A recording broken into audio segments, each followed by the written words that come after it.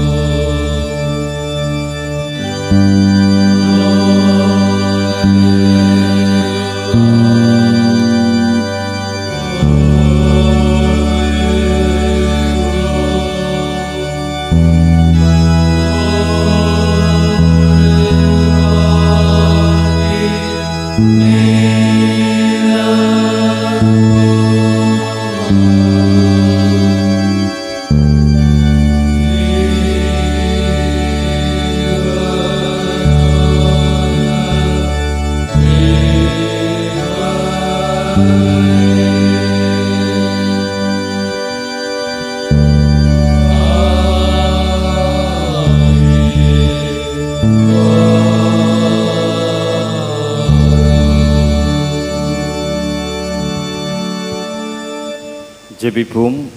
கற்பாரையும் மீட்பெருமாக்கி எங்கள் அன்பின் ஆண்டவரே, அடிமையின் வாயின் வார்த்தைகளும் குழுமி இருக்கின்ற திருவை மக்களுடைய இருதயத்தின் நினைவுகளும் சிந்தனைகளும் உம்முடைய சமூகத்தில் ஏற்புடையதாக இருக்க வேண்டும் என்று மன்றாடுகிறோம். உம்முடைய வார்த்தைகளுக்கு விரோதமாய் செயல்படுகின்ற எல்லா கிரியைகளையும் ஆண்டவர் தடை செய்வீராக. உம்முடைய வார்த்தைகளை தெளிவாய் கேட்பதற்கும் தியானிப்பதற்கும் அதன்படி நடப்பதற்கும் எங்களுடைய நினைவலைகள் உம்முடைய சன்னிதானத்திலே ஆளுகை செய்யப்படட்டும். ஆண்டவர் இயேசுவின் வழியாக மிகுந்த அர்ப்பணிப்போடு ஜெபிக்கிறோம் நல்ல பிதாவே, ஆமென். ஆண்டவர் இயேசு கிறிஸ்துவில் அன்பார்ந்த இறை மக்களே, கல்வி ஞாயிறு என்கின்ற இந்த சிறப்பு ஞாயிற்றுக்கிழமை வழிபாட்டிலே பங்கு பெறுகின்ற உங்கள் அனைவரையும் நல்ல ஆசிரியராய் தன்னை அடையாளப்படுத்தின ஆண்டவர் இயேசு கிறிஸ்துவின் ஈடு இணையற்ற திருப்பெயரிலே அன்போடு கூட வாழ்த்துகிறேன். ஆசிரிய பெருமக்களுக்கு சிறப்பாக என்னுடைய வாழ்த்துக்களை பதிவு செய்வதிலே மகிழ்ச்சி அடைகின்றேன். ஆண்டவர் ஆசிரியர்களுடைய திருப்பணியை நல்ல ஆசிரியராம் இயேசு கிறிஸ்துவின் வழிநடத்திலே செயல்படுவதற்கு அருள் தருவாராக. பிதாவாக்கிய கடவுளிடமிருந்தும் அவருடைய திருக்குமாரனாம் இயேசு கிறிஸ்துவிடமிருந்தும் நம்மை ஆற்றல் படுத்தி நம்மை ஆளுகை செய்கின்ற தூய ஆவியரிடத்திலிருந்தும் வருகின்ற அருளும் அமைதியும் நம் அனைவரையும் ஆளுகை செய்வதாக. கல்வி திருப்பணியை திருச்சபையாய் நிறைவேற்ற வேண்டும் என்று நாம் சார்ந்திருக்க நம்முடைய தென்னிந்திய திருச்சபை இன்றைக்கு நம்மை அழைத்திருக்கின்றது. கல்வி திருச்சபையின் திருப்பணி. Education is ministry of the church. அருட்பணியில் கல்விக்கு முக்கியத்துவம் கொடுக்க வேண்டும் என்கின்ற ஒரு சிந்தனை இந்த நாளின் திருமறை பகுதிகளின் ஊடாக திருச்சபை மக்களாகிய நமக்கு கொடுக்கப்பட்டிருக்கின்றது. ஆங்கிலேயர்களுடைய ஆட்சி 15ஆம் நூற்றாண்டின் காலப்போக்கில் இந்திய தேசத்தை ஆளுகை செய்த போது, ஒருவேளை வாணிபத்திற்காக அவர்கள் தேசத்தை ஆளுகை செய்தாலும் ஆங்கில வழி கல்வியானது அவர்கள் மூலமாய் அடையாளப்படுத்தப்பட்டதை நாம் வரலாற்றிலே மறுக்க முடியாது. அதைத் தொடர்ந்து 17ஆம் 18ஆம் நூற்றாண்டுகளிலே இந்திய தேசத்தை நோக்கி வந்த மிஷனரிகள், அருட்பணியாளர்கள் நற்செய்தி பணியை மாத்திரமல்ல, கல்வி திருப்பணியை, மருத்துவ திருப்பணியை, சமுதாய முன்னேற்ற திருப்பணிகளை அவர்கள் நிறைவேற்றினார்கள். இன்னும் சொல்ல வேண்டும் என்று சொன்னால், கல்வி திருப்பணியின் மூலமாகத்தான் மிஷனரிகளுடைய அருட்பணியானது இந்திய தேசத்திலே வளர்ச்சி பெற்றது என்று சொல்லலாம். அந்த வகையில் தரங்கம்பாடி மிஷன், இன்னும் நீங்கள் அந்த மிஷன் வரலாற்றை படித்து பார்ப்பீர்கள் என்று சொன்னால், புராட்டஸ்டன்ட் மிஷன்,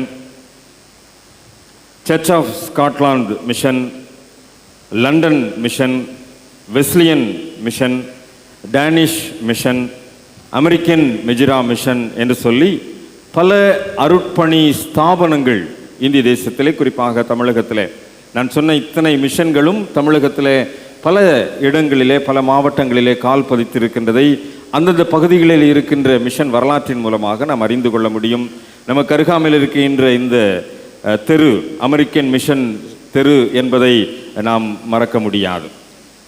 ஆக அமெரிக்கன் மிஷனரிகள் நம்முடைய மதுரை தேசத்தை நோக்கி வந்ததினாலே மதுரையில் கல்வி திருப்பணி ஆழமாக பதிவு செய்யப்பட்டது என்பதிலே தொடர் பங்கேற்பாளர்களாக, பயனாளிகளாக நாமும் சந்ததியாய் வாழ்ந்து கொண்டிருக்கிறோம் என்பதுதான் வரலாற்று உண்மை. ஆக அந்த வரிசையிலே மிஷனரிகள் விட்டு சென்ற அந்த கல்வி திருப்பணியை இன்றைக்கு திருச்சபையாய் நாம் தொடர வேண்டும் என்கின்ற ஒரு நற்சிந்தனையோடு கூட நம்முடைய விசுவாச பயணத்தை தொடருவதற்கு நாம் அழைக்கப்படுகின்றோம். ஒருவேளை இந்த ஆலயம் விரிவாக்கம் செய்யப்பட்ட வரலாறு இந்த ஆலயத்தின் உறுப்பினர்களாகிய உங்களுக்கு தெரியும்.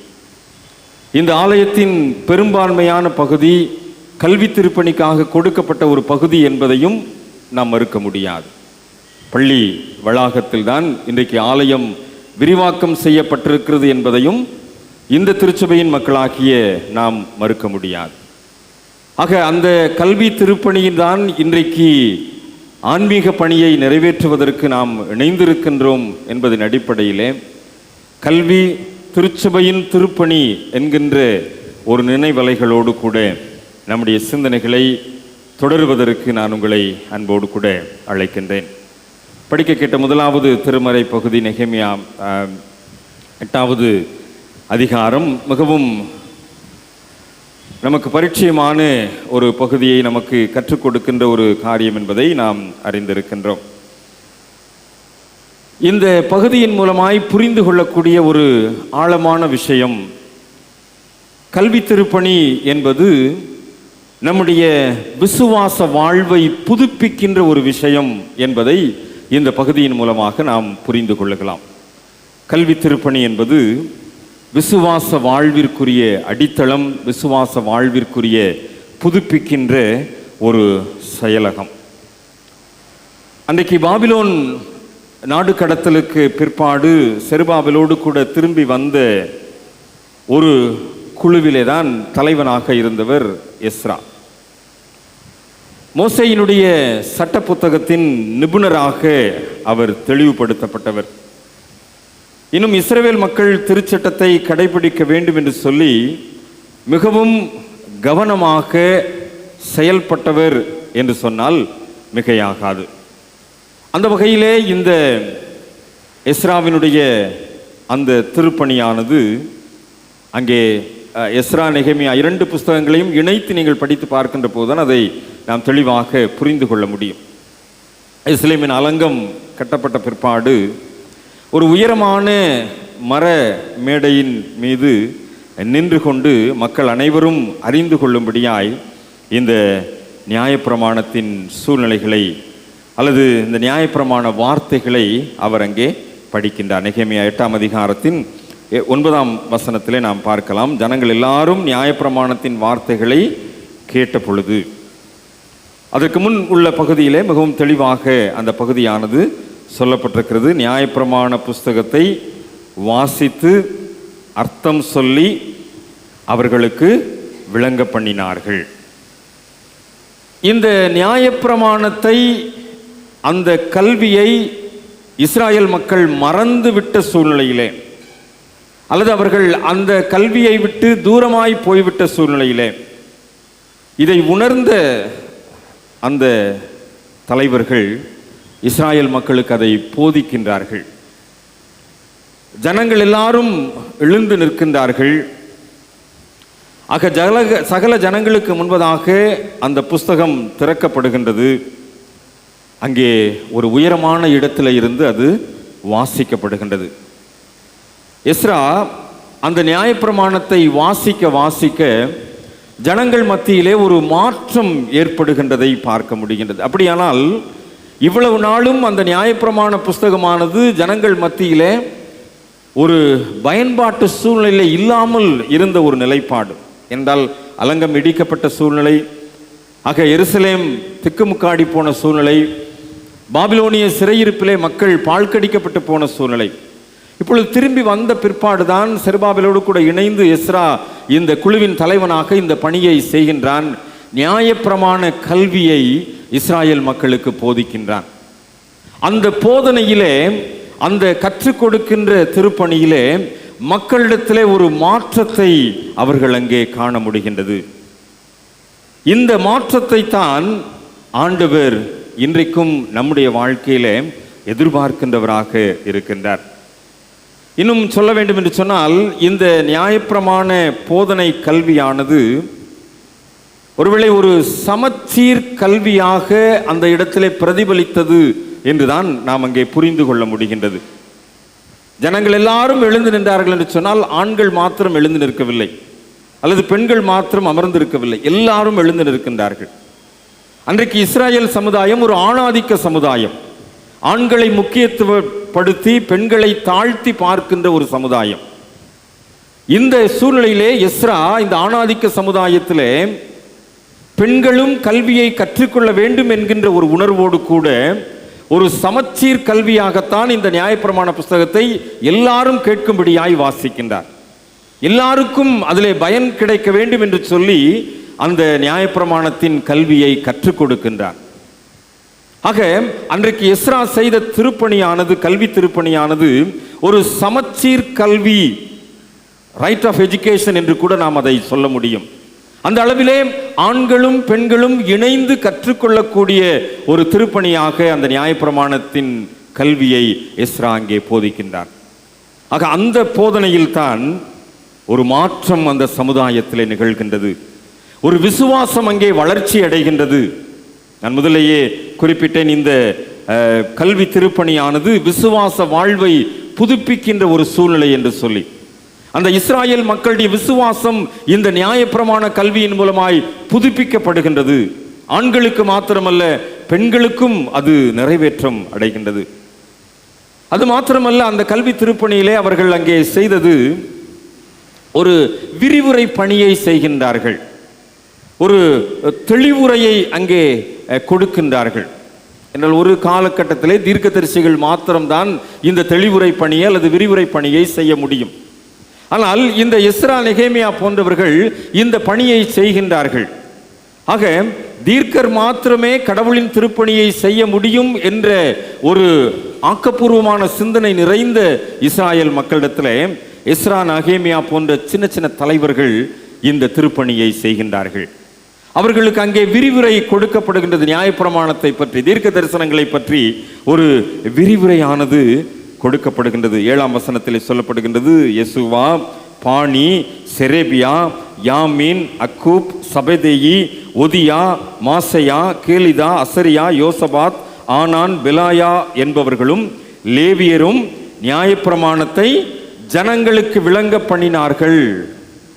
இன்டர்பிரட்டர்ஸ் அங்கே நியமிக்கப்படுகின்றார்கள், விரிவுரையாளர்கள் நியமிக்கப்படு. இது ஒரு காலத்தில் தீர்க்கதரிசிகள் மாத்திரமே செய்து வந்த பணி. இறைவாக்கினர்கள் மாத்திரம்தான் இந்த பணியை செய்ய முடியும் என்ற நியதி இஸ்ராயேல் மக்களிடத்தில் இருந்தது. ஆனால் இன்றைக்கு இது போன்ற இந்த 7ஆம் வசனத்திலே சொல்லப்படுகின்ற சாதாரணமான மக்கள் இந்த தெளிவுரையை, இந்த விரிவுரை ஆக்குகின்ற பணியை, அங்கே நியாயப்பிரமாணத்தை ஜனங்களுக்கு விளங்க பண்ணுகின்றார்கள். நீங்க பாருங்க, ஜனங்கள் தங்கள் நிலையிலேயே நின்றார்கள். அவங்க அப்படியே நிற்கிறாங்க. அந்த அளவிற்கு இந்த விரிவுரை பணியானது மக்களை நோக்கி சென்றடைகின்றது. மக்களுக்கு அந்த நியாயப்பிரமாணம் விளங்க வைக்கப்படுகின்றது. அவருடைய விசுவாசத்தை புதுப்பித்துக் கொள்ளுகின்ற வகையிலே, விசுவாசம் குலைந்து போகாதபடியிலே அவர்களுக்கு அந்த நியாயப்பிரமாண கல்வியானது அங்கே ஜனங்களுக்கு கற்றுக் கொடுக்கப்படுகிறது. இது தீர்க்கதரிசிகள் மாத்திரம் செய்ய வேண்டும் என்கின்ற நிலையிலே மாற்றத்தை ஏற்படுத்தி சாமானியர்களும் செய்கின்ற ஒரு பணியாக அங்கே இந்த வார்த்தையானது செய்யப்படுகின்றது. அன்பானவர்களே, ஒரு சமச்சீர் கல்வியை தெளிவுபடுத்தின சூழல், விரிவுரையாளர்கள் நியமிக்கப்படுகின்ற சூழ்நிலை. அங்கே என்ன நிகழ்கின்றது? 9ஆம் வசனத்திலே, ஜனங்கள் எல்லாரும் நியாயப்பிரமாண வார்த்தைகளை கேட்டபோது அழுதபடியால். இந்த கல்வி போதிக்கப்படுகின்ற போது, இந்த கல்வி திருப்பணியின் ஆழம் மக்களை நோக்கி சென்றடைகின்ற போது மக்களிடத்தில் ஒரு மாற்றம் ஏற்படுகின்றது. தங்களுடைய வாழ்வின் சூழ்நிலையை அவர்கள் உணர ஆரம்பிக்கின்றார்கள். அழுகையின் மூலமாய் ஒரு மனம் திரும்புதலுக்கேற்ற சூழ்நிலை அங்கே வித்திடப்படுகின்றது. நெகேமியாவும் வேத பாரகனாகிய எஸ்ரா என்னும் ஆசாரியனும் ஜனங்களுக்கு விளக்கி காட்டின லேவியரும் சகல ஜனங்களையும் நோக்கி சொல்லுகின்றார்கள், உங்கள் தேவனாகிய கர்த்தருக்கு பரிசுத்தமான நாள், நீங்கள் துக்கப்படவும் அழவும் வேண்டாம். அந்த போதனையிலே அந்த ஆழத்தை நாம் இந்த பகுதியிலே கற்றுக்கொள்ள முடிகின்றது. ஆக இந்த கல்வி திருப்பணியானது அன்றைக்கு மக்களுடைய விசுவாசத்தை வளர்த்த ஒரு திருப்பணியாக, மக்களுடைய விசுவாசத்திற்கு வேறிட்டு அதை ஆழமாக்கின ஒரு திருப்பணியாக அங்கே அமைந்தது என்பதை நாம் இங்கே புரிந்து கொள்ள முடிகின்றது. அதுக்கப்புறம் தான் சொல்றாங்க, கர்த்தருக்குள் மகிழ்ச்சியாயிருப்பதே உங்களுடைய பலன். இந்த போதனையிலே கிடைத்த பலன் என்ன தெரியுமா? அழுகை மாற்றம் பெற்று மகிழ்ச்சி வருகின்றது. இந்த கல்வி திருப்பணியின் மூலமாய் அன்றைக்கு நியாயப்பிரமாணம் தீர்க்க தரிசனங்களும் போதிக்கப்பட்ட அந்த திருப்பணியின் மூலமாய் இஸ்ரவேல் மக்களிடத்திலே ஒரு மனமாற்றம், அந்த மனமாற்றத்தினால் ஏற்பட்ட அழுகை மாறி அங்கே சந்தோஷம், களிப்பு உண்டாகின்றது. 11ஆம் வசனத்திலே சொல்லப்படுகின்றது, அவர்களுடைய உணர்விலே மாற்றம் ஏற்படுகின்றது. இந்த நாள் பரிசுத்தமான நாள், விசாரப்பட வேண்டாம். ஒரு உணர்வு நிறைந்த மாற்றத்தை அவர்கள் பெற்றுக்கொள்ளுகின்றார்கள். தொடர்ந்து 12ஆம் வசனத்திலே பார்க்கின்றோம், ஜனங்கள் எல்லாரும் தங்களுக்கு அறிவிக்கப்பட்ட வார்த்தைகளை உணர்ந்து கொண்டபடியால் புசிக்க குடிக்க பங்குகளை அனுப்ப மிகுந்த சந்தோஷம். இப்பொழுது அவர்கள் ஒரு இணைந்து செயல்படக்கூடிய ஒரு சூழ்நிலை உருவாகின்றது. அது மாத்திரமல்ல, அதற்கடுத்த வசனங்களிலே பார்க்கின்ற மறுநாளிலே சகல வம்சத்தாரும் ஆசாரியரும் வார்த்தைகளை அறிந்து கொள்ள வேண்டும் என்று வேதபாரகர்களாகிய இஸ்ராயேலிடத்திலே கூடி வருகின்றார்கள். ஒரு மாற்றத்தின் சூழ்நிலை அங்கே நிலவுகின்றதை பார்க்கின்றோம். கிறிஸ்துவில் அன்பானவர்களே, அன்றைக்கு பாபிலோனிய சிறையிருப்பின் பின் அன்றைக்கு இஸ்ராயேல் மக்கள் மத்தியிலே ஏற்பட்ட இந்த நிலைப்பாடு இன்றைக்கு இந்த கல்வி ஞாயிற்றுக்கிழமையிலே நமக்கு கற்றுக் கொடுக்கப்படுகிறது என்று சொன்னால், நாம் நம்மை ஆராய்ந்து பார்க்க அழைக்கப்படுகின்றோம். நாம் நம்மை சற்று சீர்தூக்கி பார்க்க அழைக்கப்படுகின்றோம்.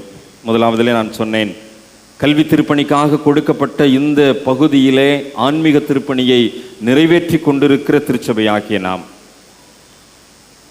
திருச்சபை கல்வி திருப்பணியை ஆழமாக செய்ய வேண்டிய ஒரு உக்ரானத்துவத்தை பெற்றுக்கொண்டவர்களாக நாம் நம்முடைய வாழ்வை சற்றே சீர்தூக்கி பார்க்க அழைக்கப்படுகின்றோம். இன்றைக்கு திருச்சபையிலே இந்த கல்வி திருப்பணியானது எப்படி நிறைவேற்றப்படுகின்றது? ஒரு 50 பிள்ளைங்க வசனம் சொன்னாங்க. இந்த வசனம் சொல்லும் போதே அதில் பெற்றோருடைய மனநிலைமையை புரிந்து கொள்ள முடியும். எத்தனை பேர் நீங்கள் புரிஞ்சுக்கிறீங்கன்னு தெரில. திக்கி திக்கி சொல்கிற பிள்ளைகளுக்கும் வசனத்தை அங்கே கேட்டு கேட்டு சொல்கிற பிள்ளைங்களுக்கும் சரளமாக சொல்கிற பிள்ளைங்களுக்கு ஒரு வித்தியாசத்தை பார்க்க முடியும். பெற்றோருடைய உழைப்பு இந்த பிள்ளைகள் வசனம் சொல்வதில் தெரிஞ்சு கொள்ள முடியும். எத்தனை பேர் இந்த வசனத்தை இங்கே தான் வந்து கேட்குறீங்க, அல்லது போன வாரத்திலிருந்தே பெற்றோராக நீங்கள் இந்த வசனத்தை படித்து கொண்டிருக்கிறீர்கள்?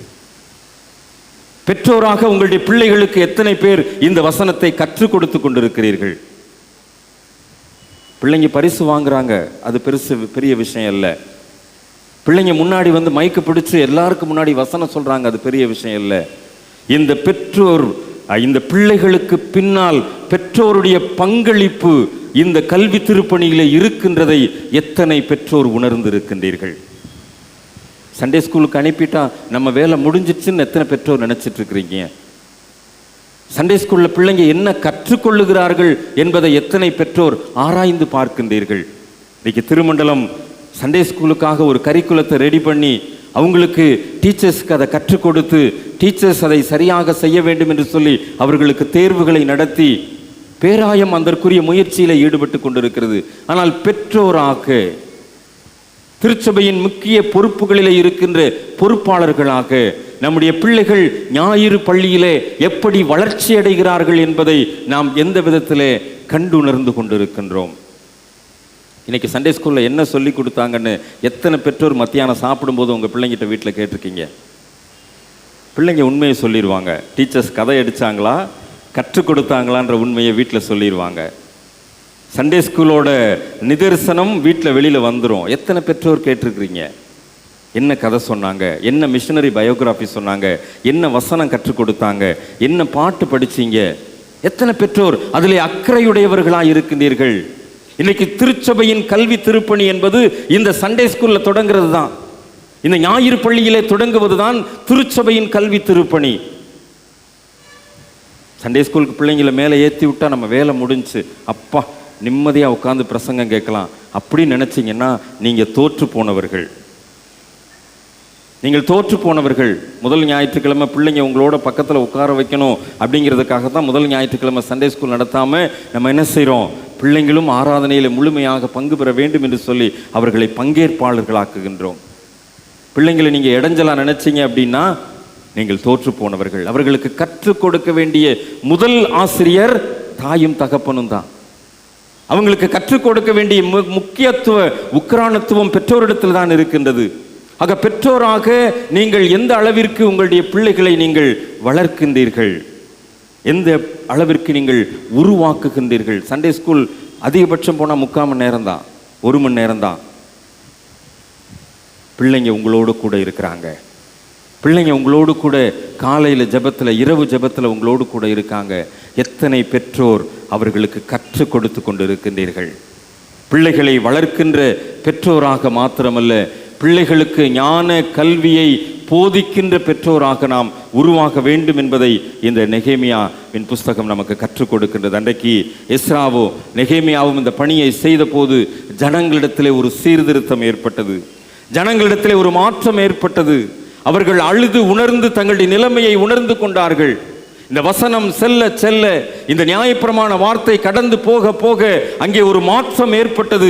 அந்த மாற்றம் நம்முடைய வீடுகளிலே நிகழ வேண்டும், அந்த மாற்றம் நம்முடைய திருச்சபைகளிலே நிகழ வேண்டும், அந்த மாற்றம் நம்முடைய சண்டே ஸ்கூல்ல நிகழ வேண்டும். இதைத்தான் ஆண்டவர் இன்றைக்கு இந்த கல்வி திருப்பணி ஞாயிற்றுக்கிழமையில நம்மிடத்தில் எதிர்பார்க்கின்றவராயிருக்கின்றார். Sunday school முடிஞ்சிருச்சுங்க. அதுக்கப்புறம் ஒரு ஸ்டேஜில் இந்த பிள்ளைங்க சண்டே ஸ்கூலுக்கும் போகாமல் யூத் மீட்டிங்க்கும் போகாமல் ரவுண்ட் அடிச்சுக்கிட்டு இருப்பாங்க. இதுக்கு இந்த பக்கம் சேருதா இந்த பக்கம் சேருதான்னு தெரியாது. நீ எங்கே போன? சண்டே ஸ்கூல் போனேன். நீ எங்கே போன? யூத் மீட்டிங் போனேன். இந்த இடைப்பட்ட ஒரு காலகட்டம் இருக்கும். அங்கேயும் போக மாட்டான், இங்கேயும் போக மாட்டான். அங்கே போனால் பெரிய ஆளுன்னு சொல்லிடுவாங்க, இங்கே போனால் சின்ன பையன் சொல்லிடுவாங்க, எங்கேயுமே போக மாட்டான். திருச்சபை நமக்கு நல்ல ஏஜ் குரூப்பை லிமிட்டை பிரித்து வச்சுருக்கிறாங்க. 14 to 35, 14 வயசுக்கு கீழே சண்டே ஸ்கூல், 14 வயசுக்கு மேலே யூத் அப்படிங்கிறத திருச்சபை நமக்கு பிரித்து வச்சுருக்காங்க. ஆனால் நம்ம என்ன செய்வோம் தெரியுமா? சண்டே ஸ்கூலில் இருக்கிற பிள்ளை யூத்லேயும் இருக்கும், யூத்தில் இருக்கிற பிள்ளை சண்டே ஸ்கூல்லையும் இருக்கும். சண்டே ஸ்கூல் ப்ரோக்ராம்லேயும் அவன் பெர்ஃபார்ம் பண்ணுவான், யூத் ப்ரோக்ராம்லேயும் அவன் பெர்ஃபார்ம் பண்ணுவான். வேறு வழி இல்லை. இந்த ஏஜ் குரூப்பை இந்த ஏஜ் குரூப்போடு விட்டுறணும், அந்த ஏஜ் குரூப்பை அந்த ஏஜ் குரூப்போட சேர்த்து விடணும். அதை நம்ம செய்ய முடியல. இங்கேயே நம்ம ஃபெயிலியர். இவங்களை பிரித்து விடுறதுலேயே நமக்கு ஃபெயிலியர்.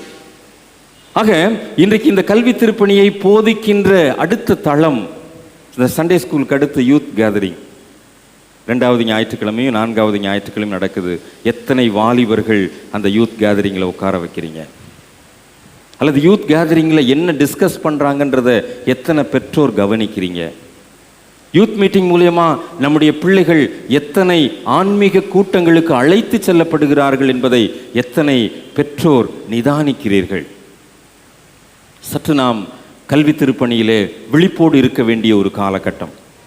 இன்றைக்கு அழிந்து போய்கொண்டிருக்கின்ற ஒரு இளைய சமுதாயத்தின் சூழ்நிலையிலே அழிந்து போய்கொண்டிருக்கின்ற இளைய தலைமுறையை பாதுகாக்க வேண்டிய ஒரு திருப்பணியிலே இன்றைக்கு நாம் திருச்சபையாக நம்முடைய கல்வி திருப்பணியை இந்த சிறுவர்கள் மத்தியிலே, இந்த வாலிபர்கள் மத்தியிலே சரியாய் செய்ய வேண்டியது திருச்சபையினுடைய கடமை. இதோடு கூட முடிஞ்சு போகலைங்க. ஆண்கள் ஐக்கிய சங்கம் உட்காடுறீங்க, பெண்கள் ஐக்கிய சங்கம் உட்காடுறீங்க, சும்மா பாட்டை பாடிட்டு ஒரு ஜெபம் பண்ணிட்டு போகிறதுல உங்கள் ஐக்கிய சங்க கூடுகைகளில் எந்த பிரயோஜனமுமே இல்லை. ஒரு வசனத்தை வாசித்து மென் ஃபெலோஷிப்பில் அதை எத்தனை பேர் தியானம் பண்ணியிருக்கிறீங்க? பெண்கள் ஐக்கிய சங்கத்தில் ஒரு வசனத்தை வாசித்து அந்த வசனம் என்ன சொல்லுகிறது என்பதை எத்தனை பெண்கள் கூட்டத்தில் நீங்கள் தியானித்து இருக்கின்றீர்கள்? இது ஆராதனையோடு கூட முடிந்துவிட்ட விஷயம் அல்ல. இந்த கல்வி திருப்பணி என்பது நம்முடைய ஐக்கிய சங்க கூடுகைகள் மூலமாக வளர்க்கப்படுகின்ற ஒரு திருப்பணி. அதுக்குத்தான் ஒவ்வொரு ஞாயிற்றுக்கிழமை ஆராதனைக்கு முடிந்த பிற்பாடு இந்த கூடுகைகளை நடத்த வேண்டும் என்று சொல்லி நாம் திருச்சபையாக திட்டமிடுகின்றோம்.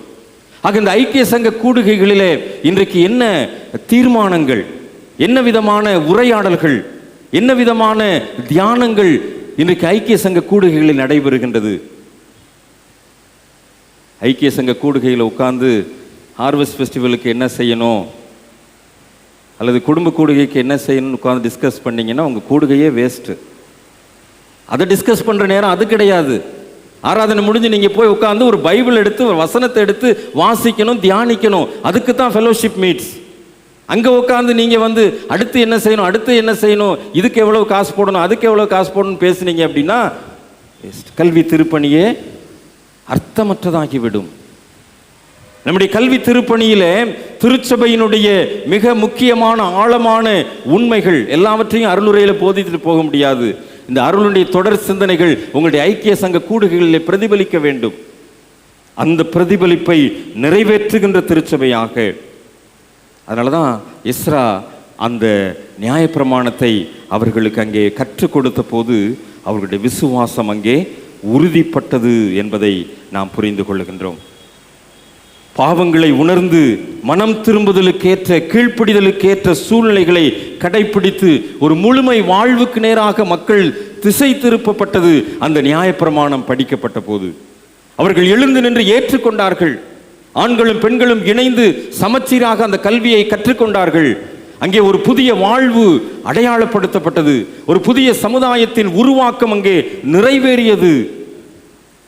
இது இன்றைய திருச்சபையின் நிலைமையாக உருவாகின்ற பட்சத்தில் தான் ஆண்டவர் எதிர்பார்க்கின்ற இறையரசு நம்முடைய திருச்சபையின் திருப்பணிகளிலே நிறைவேறும் என்பதிலே எந்த விதமான சந்தேகம் இல்லை. இரண்டாவதாக நாம் படிக்க கேட்ட நற்செய்தி பகுதியை நான் உங்களுக்கு சற்றே சுட்டி காட்டி நிறைவு செய்ய விரும்புகின்றேன். மத்தேயு 5ஆம் அதிகாரம் எல்லாருக்கும் மிகுந்த பரிச்சயமான ஒரு பகுதி. 3வது திருமறை பகுதியை நாம் அந்த பாக்கிய வசனங்களை நாம் இணைந்தே வாசித்து இருக்கின்றோம்.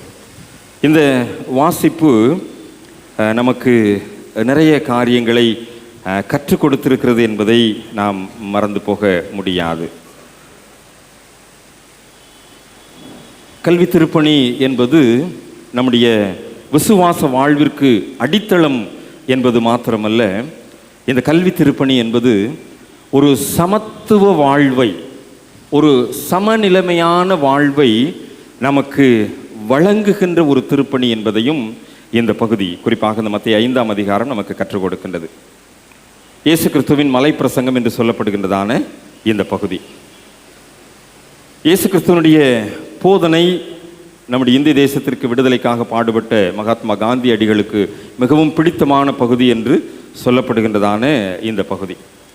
இந்த பகுதியில் ஆண்டவர் இயேசு கிறிஸ்துவனுடைய அழுத்தம், ஒரு ஏழ்மையானவர்களை மேன்மைப்படுத்துகின்ற ஒரு நல்ல அழுத்தம் இந்த மலை அருளுரையிலே அதிகமாக காணப்படுவதை நாம் புரிந்து கொள்ள முடிகின்றது.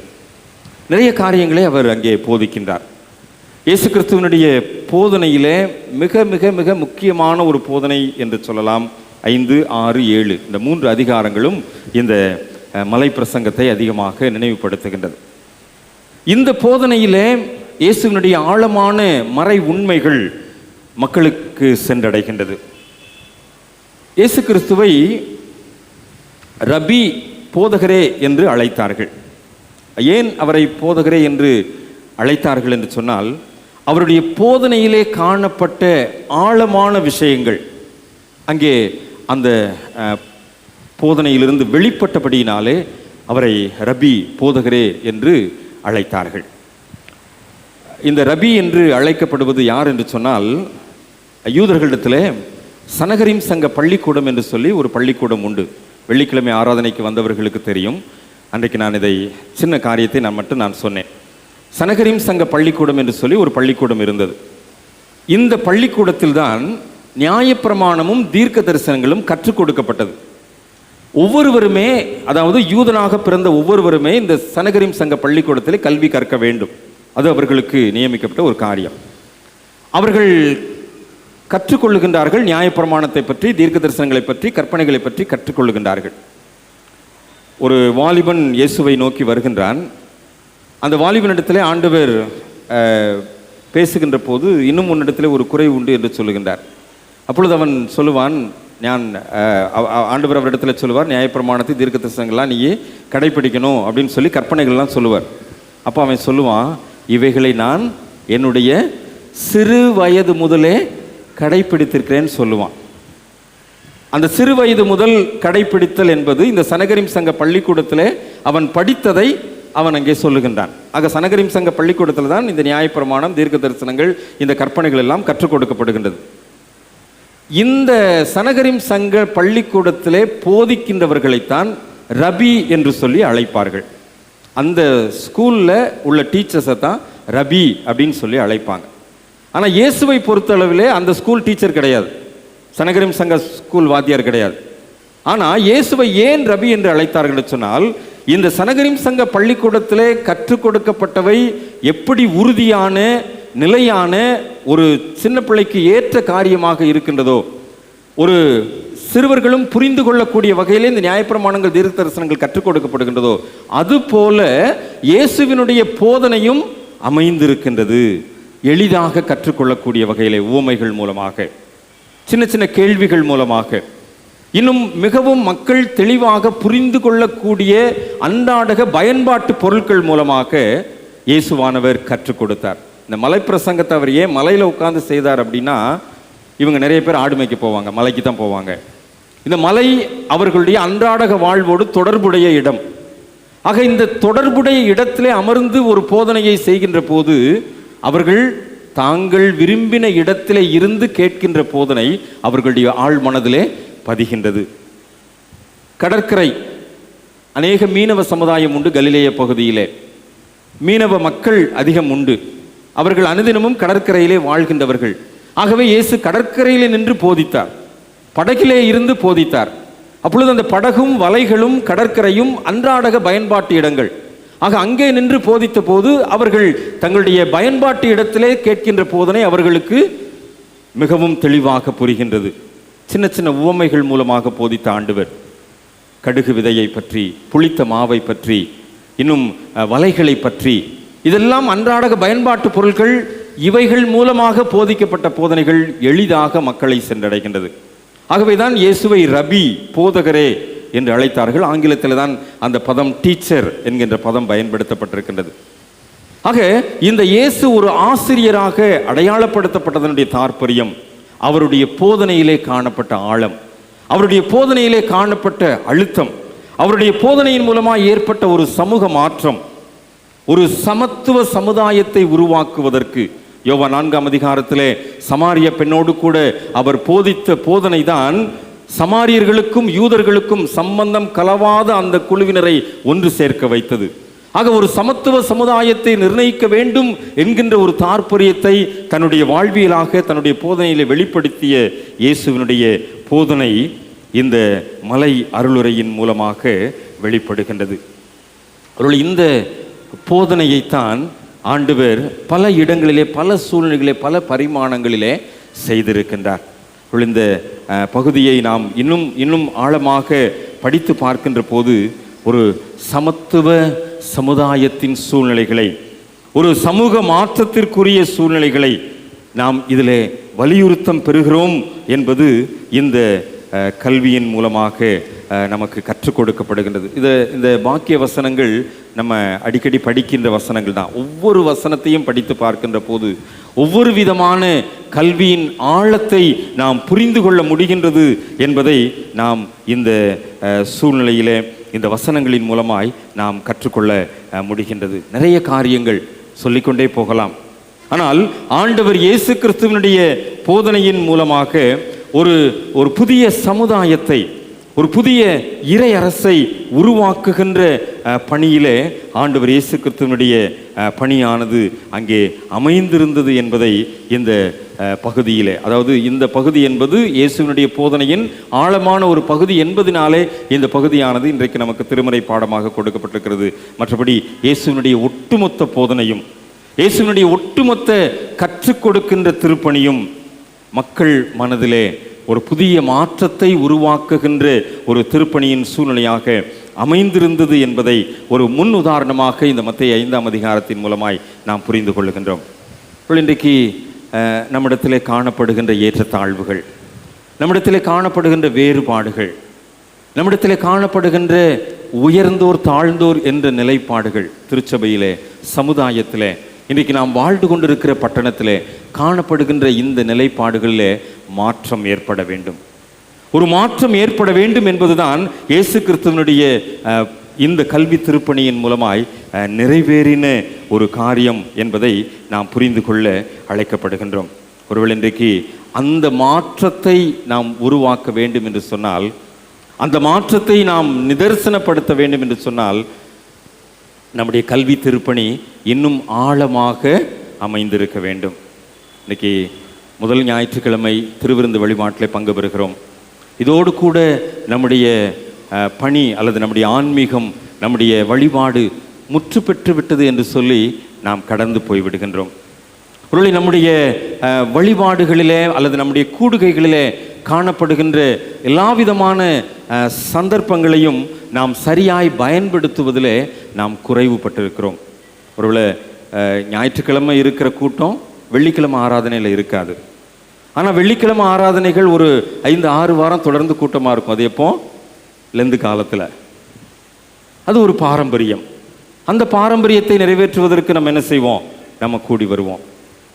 நான் இந்த குருசேகரத்திலே பணிப்பொறுப்பேற்ற சூழ்நிலையிலே ஞாயிற்றுக்கிழமை மாலையிலே திருமறை ஆய்வு என்று சொல்லி தொடங்கினேன்.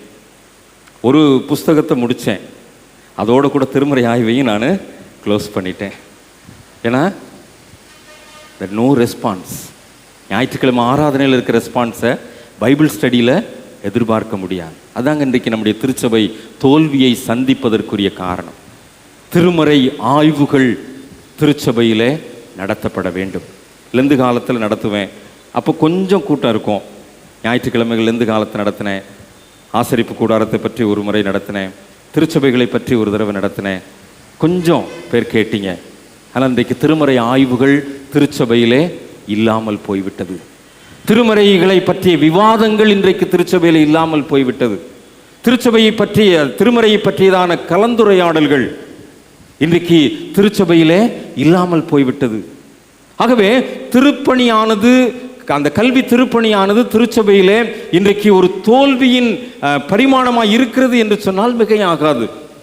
ஆராதனை மாத்திரம் திருச்சபையினுடைய கல்வி திருப்பணியை வளர்த்து விடாது.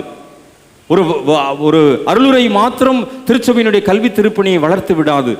இது போன்ற சின்ன சின்ன கூடுகைகள், ஒருவேளை வாலிபர் கூட்டத்தில் ஒரு குறிப்பிட்ட பகுதியை எடுத்து டிஸ்கஸ் பண்ணி அவங்க அதில் தெளிவு பெற வேண்டும். பெண்கள் ஒரு குறிப்பிட்ட பகுதியின் அடிப்படையில் ஒரு தெளிவை பெற்றுக்கொள்ள வேண்டும். ஆண்கள் ஐக்கிய சங்கத்தில் ஒரு குறிப்பிட்ட பகுதியை தெரிவு செய்து கொண்டு அதில் திருமறை ஆய்வை நடத்த வேண்டும். ஆக இப்படி நாம் குழுக்களாக நாம் திருமறையை ஆய்வு செய்கின்ற போது, திருமறையை கற்றுக்கொள்ளுகின்ற முயற்சியிலே நாம் களமிறங்குகின்ற போது, நாம் இறையரசை கட்டி எழுப்புகின்ற ஒரு திருச்சபையாய் நாம் அடையாளப்படுத்தப்பட முடியும். இன்றைக்கு அப்படிப்பட்ட சூழ்நிலையிலே இன்றைக்கு நம்முடைய மறை கல்வி என்பது நம்மிடத்திலே தேய்ந்து தேய்ந்து கட்டெரும்பாய் போய்விட்டது என்பதை நாம் மறுக்க முடியாது. இன்றைக்கு நான் பைபிள் ஸ்டடின்னு சொல்லி ஆரம்பித்தேன் அப்படின்னா எத்தனை பேர் வருவீங்க? அதெல்லாம் போகிறவங்க போவாங்க, ஏதோ வயசானவங்க, பொழுதுபோக்குக்காக போகிறவங்க, அல்லது கோயிலில் போய் உட்கார்ந்துருப்போமேன்னு போகிறவங்க. அதாங்க இன்னைக்கு நம்முடைய திருப்பணியிலே தோல்வியை சந்திப்பதற்குரிய அடையாளமாய் மாறிவிட்டது. இன்னைக்கு நாம் தோற்று போயிருக்கிறோம் என்று சொன்னால் திருமறையை கற்றுக்கொள்வதிலே தோற்று போயிருக்கிறோம், திருமறையை ஆய்வு செய்வதிலே நாம் தோற்று போயிருக்கிறோம், திருமறையை தியானிப்பதிலே நாம் தோற்று போயிருக்கிறோம். அதை நாம் ஏற்றுக்கொள்ளத்தான் ஆக வேண்டும். குருவானவராக நான் உங்களுக்கு கண்டிப்போடு சொல்லுகின்ற காரியம், இந்த விஷயத்திலே நாம் திருச்சபையாய் தோற்று போயிருக்கிறோம். ஒருவேளை இன்றைக்கு அறுவடை பண்டிகை, ஹார்வெஸ்ட் ஃபெஸ்டிவல் நடத்தணும் அப்படின்னா அதற்கு நாம் காட்டுகின்ற ஆர்வம், ஸ்டால் வச்சு அதில் ஏலத்துக்கு பொருட்களை வச்சு அதில் நம்ம கூட்டம் கூடி நம்ம அதில் காட்டுகின்ற ஆர்வம் பைபிள் ஸ்டடியில் காட்டுறோமா? குடும்ப கூடுகை என்று சொன்னால் அதற்கு என்று சொல்லி ஆயத்தப்பட்டு அந்த மதிய விருந்திலே கலந்து கொள்வதற்கும் அதை தூரமான இடத்திலே சென்று கூடி நாம் மகிழ்வதற்கும் காட்டுகின்ற ஆர்வம் பைபிள் ஸ்டடியில் காட்டுறோமா? கிறிஸ்மஸ் டைமில் ஒரு பெரிய விருந்து நடக்கும் நம்முடைய ஆலயத்தில். ஒவ்வொரு தடவையுமே நான் சொல்லுவேன், முகம் தெரியாத அநேகரை நான் பார்க்கிறேன் என்று சொல்லி. பைபிள் ஸ்டடியில் அந்த கூட்டத்தை பார்க்க முடியுமா? இல்லை. இன்றைக்கு நாம் தோற்று போயிருக்கிறோம் என்று சொன்னால் திருமறையை தியானிப்பதில் ஏற்பட்ட தோல்வி, திருமறையை கற்றுக்கொள்வதில் ஏற்பட்ட தோல்வி, திருமறையை வாசிப்பதில் ஏற்பட்ட தோல்வி, திருமறையை நாம் சரியாக கற்றுக்கொள்ளாதபடினாலே திருச்சபை தோல்வியை நோக்கி பயணிக்கிறது என்பதை நாம் மறக்க முடியாது, மறுக்கவும் முடியாது. அதை தாழ்மையோடு நாம் ஏற்றுக்கொண்டுதான் ஆக வேண்டும். எந்த திருச்சபை திருமறையை கற்றுக்கொள்ளுகிறதோ, எந்த திருச்சபை திருமறையை தியானிக்கின்றதோ அந்த திருச்சபை தான் இறையரசை கட்டுகின்ற திருச்சபையாய் உருவாகும் என்பதிலே சந்தேகமில்லை. அப்படிப்பட்ட திருச்சபையாய் நம்முடைய திருச்சபை வளர வேண்டும் என்று சொல்லி வாஞ்சையோடு கூட நீங்கள் ஆலயத்திற்கு வருவீர்கள் என்று சொன்னால் உங்களை ஆண்டவர் இறையரசின் பங்காளிகளாய் மாற்றுவார். இந்த கல்வி திருப்பணியிலே அன்றைக்கு எஸ்ராவும் நெகேமியாவும் செய்த பணியிலே ஜனங்களிடத்திலே ஒரு மாற்றம் ஏற்பட்டது, ஜனங்களிடத்திலே ஒரு எழுப்புதல் ஏற்பட்டது. அந்த எழுப்புதலும் மாற்றமும் இன்றைக்கு நம்முடைய திருச்சபைகளிலே நம்முடைய கிறிஸ்தவ ஆன்மீகத்திலே ஏற்பட வேண்டும் என்பதை புரிந்து கொண்டவர்களாய் இந்த கல்வி திருப்பணியை தன்னுடைய வாழ்வியலாக்கி சிலுவையிலே தன்னுடைய உயிரையே கொடுத்த ஆண்டவருடைய சரீரத்தையும் இரத்தத்தையும் பெற்றுக்கொள்வதற்கு பலிபீடத்திலே முழங்கால் படியிட ஆயத்தப்படுவோம். ஒருவேளை அப்படிப்பட்ட உள் உணர்வோடு கூட இன்றைக்கு நாம் பலிபீடத்திலே ஆண்டவருடைய சாக்கிரமத்தை பெற்றுக்கொள்வோம் என்று சொன்னால் ஆண்டவர் இயேசு விரும்பின திருச்சபையாய், ஆண்டவர் இயேசு விரும்பின கல்வி திருப்பணியை நிறைவேற்றுகின்ற திருச்சபையாய் நாம் மாற முடியும் என்பதிலே சந்தேகமில்லை. அப்படிப்பட்ட திருச்சபையாய் ஆண்டவர் நம்மை உருவாக்குவாராக. தலைகளை தாழ்த்தி ஜெபம் செய்வோம். கிருபை நிறைந்த நல்ல தகப்பனே, நாங்கள் கற்றுக்கொள்ளுகின்ற திருச்சபையாய், திருமறையை வாழ்வியலாக்குகின்ற திருச்சபையாய் உருவாக வேண்டும் சுவாமி. இன்றைக்கு நாங்கள் எங்களுடைய குடும்பங்களிலே திருமறையை கற்றுக்கொள்ள வேண்டும் சுவாமி. என்னுடைய கல்வி திருப்பணியிலே நாங்கள் பல நேரம் தோற்று போயிருக்கிறோம். எங்களுடைய கல்வி திருப்பணியானது பல நேரத்தில் தோல்வியை சந்தித்திருக்கிறது. ஆனாலும் ஆண்டவர் எங்களுக்கு கற்றுக் கொடுத்தவைகளை மனதிலே பதித்து கொண்டவர்களாய், ஆண்டவரே திருமறையின் கல்வியாளர்களாய் நாங்கள் எங்களை மறு கட்டுமானம் செய்ய ஆண்டவர் எங்களுக்கு அருள் தாரும். இயேசு என்ற நல்ல ஆசிரியர் மூலமாய் அர்ப்பணிப்போடு ஜெபிக்கிறோம் நல்ல பிதாவே, ஆமென்.